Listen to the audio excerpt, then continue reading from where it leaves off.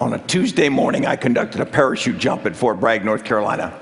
It was a routine training jump, like many more I'd done since I became a paratrooper 27 years before. We went down to the airfield early because this is the Army and you always go early. You do some routine refresher training and then you go to put on your parachute. And a buddy helps you and you put on the T-10 parachute and you're very careful now. You put the straps, particularly the leg straps, because they go between your legs. And then you put on your reserve and then you put on your heavy rucksack, and then a jump master comes. And he's an experienced NCO in parachute operations. He checks you out, he grabs your adjusting straps, and he tightens everything so that your chest is crushed, your shoulders are crushed down, and of course, he's tightened so your voice goes up a couple octaves as well. Then you sit down and you wait a little while because this is the Army.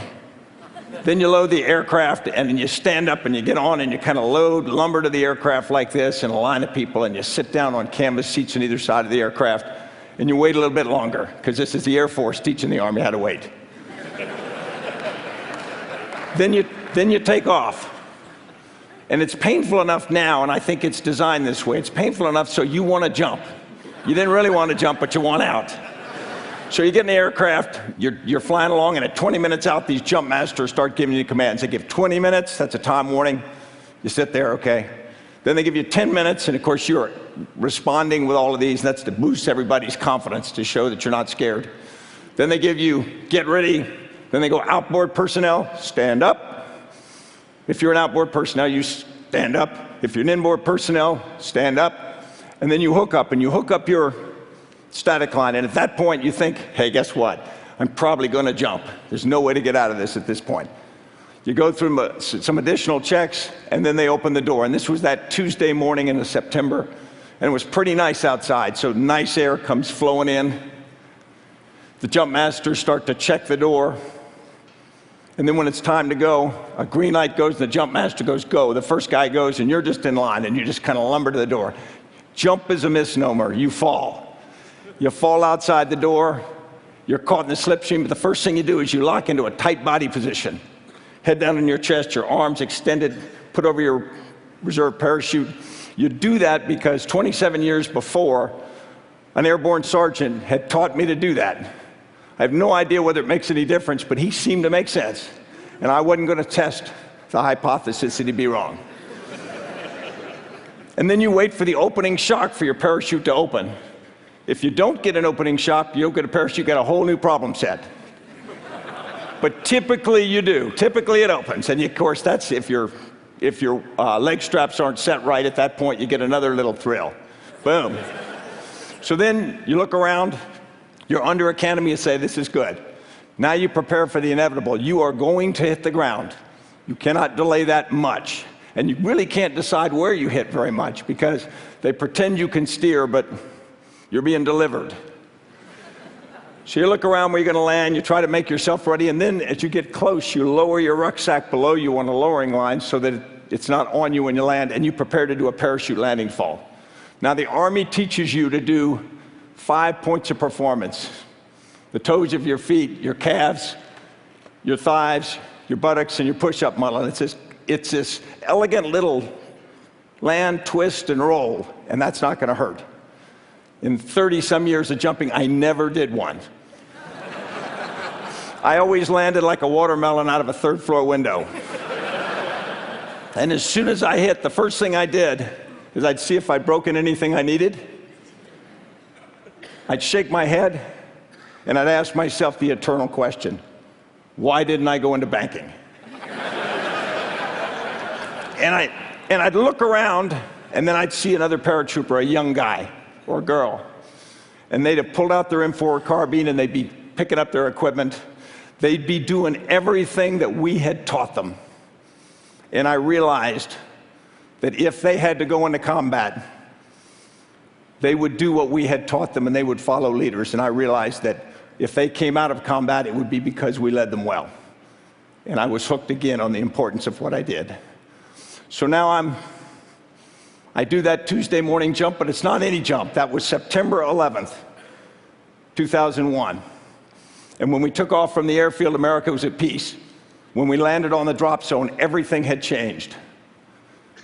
And what we thought about the possibility of those young soldiers going into combat as being theoretical was now very, very real. And leadership seemed important. But things had changed. I was a 46-year-old brigadier general. I'd been successful, but things changed so much that I was going to have to make some significant changes, and on that morning I didn't know it.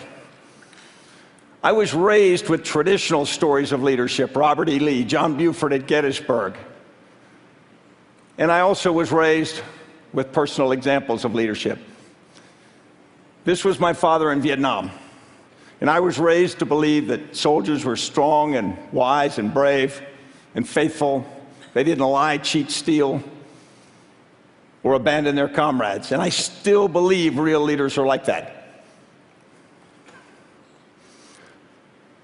But in my first 25 years of career, I'd had a bunch of different experiences. One of my first battalion commanders, I worked in his battalion for 18 months, and the only conversation he ever had with Lieutenant McChrystal was at mile 18 of a 25-mile road march, and he chewed my ass for about 40 seconds. And I'm not sure that was real interaction. But then a couple years later, when I was a company commander, I went out to the National Training Center, and we did an operation, and my company did a dawn attack. You know, the classic dawn attack. You prepare all night, move to the line of departure, and I had an armored organization at that point. We moved forward, and we get wiped out. I mean, wiped out immediately. The enemy didn't break a sweat doing it.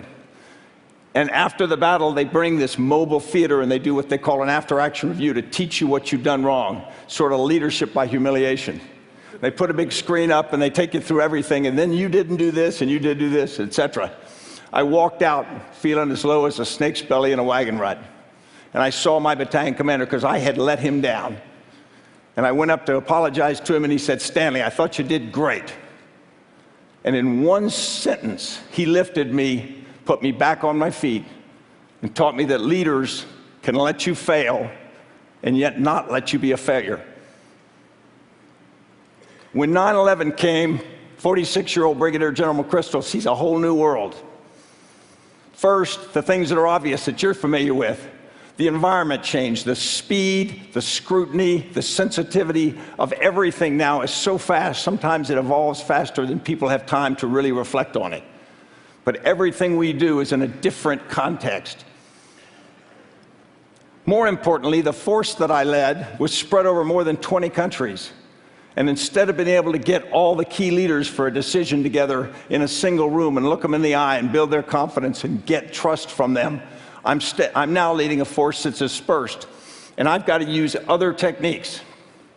I've got to use video teleconferences, I've got to use chat, I've got to use email, I've got to use phone calls, I've got to use everything I can, not just for communication, but for leadership.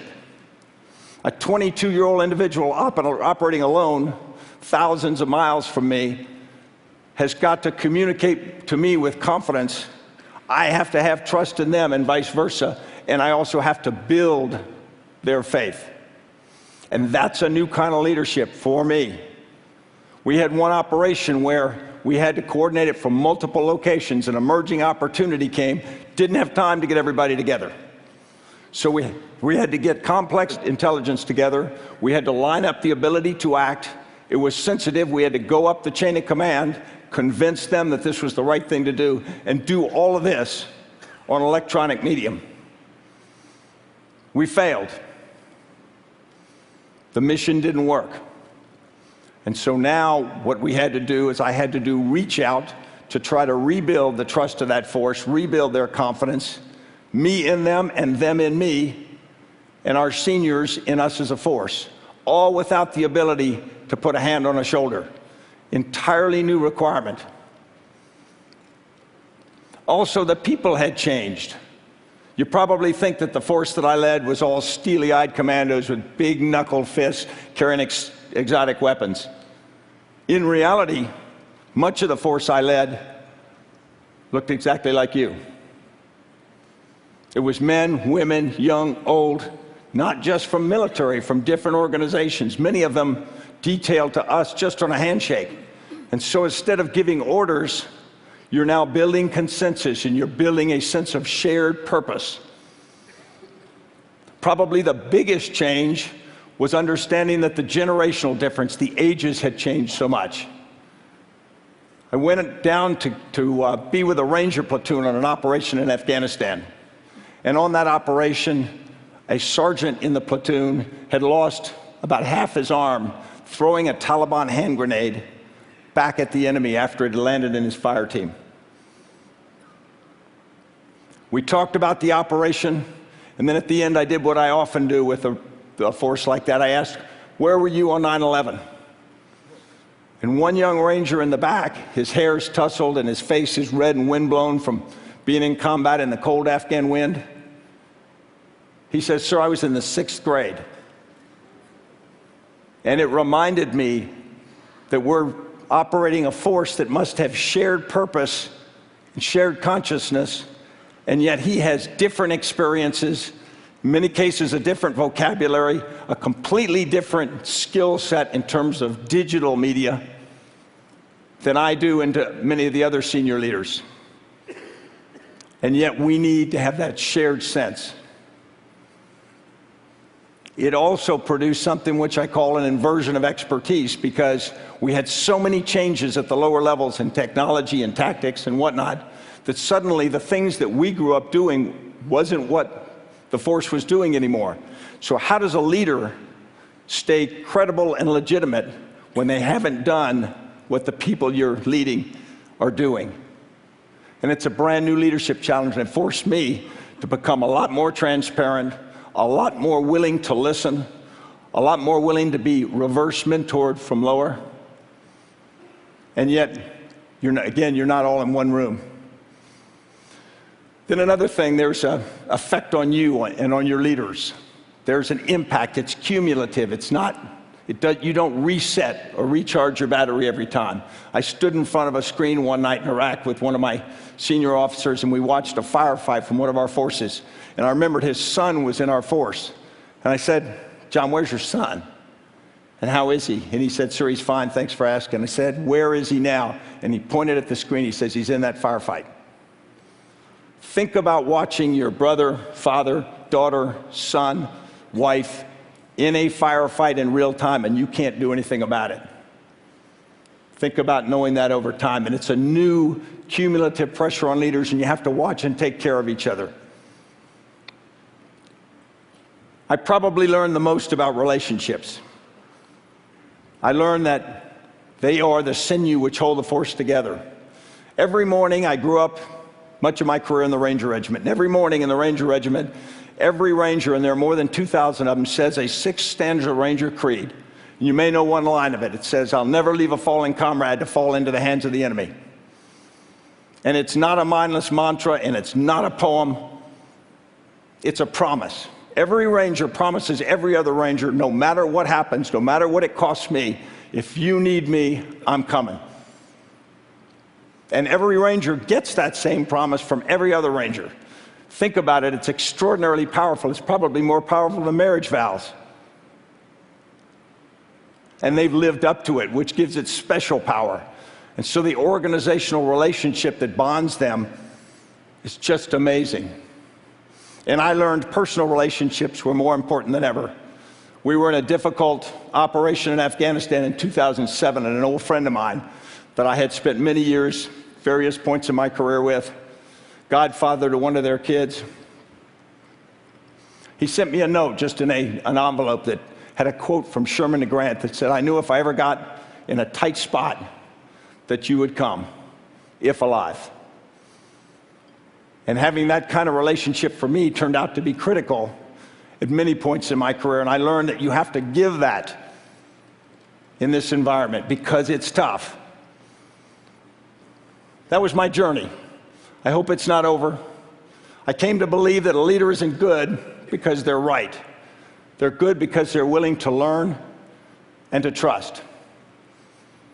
This isn't easy stuff.